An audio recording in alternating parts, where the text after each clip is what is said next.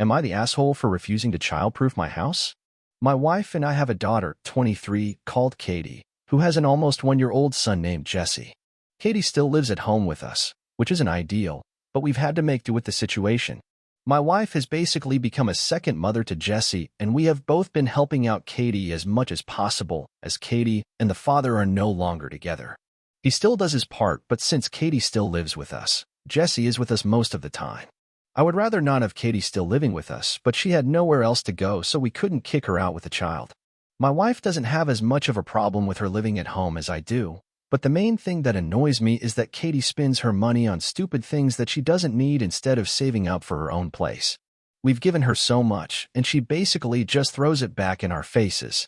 Jesse is starting to walk around furniture and is getting more adventurous, so Katie bought corner protectors and cabinet locks to put around the house as well as baby gates.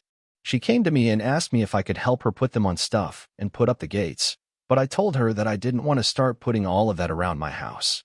She said we need them up to keep Jesse from hurting himself, but I reminded her that Jesse has a whole nursery that he can learn to walk in, so he doesn't need to be walking around the kitchen or living room or any other room. And it's her responsibility to make sure he doesn't injure himself. We got into an argument about it, and I basically told her she should be saving her money to get her own place where she can do whatever she wants instead of buying more things to put in my house. She got pretty upset, but I think she got the message because she hasn't talked about putting them up since.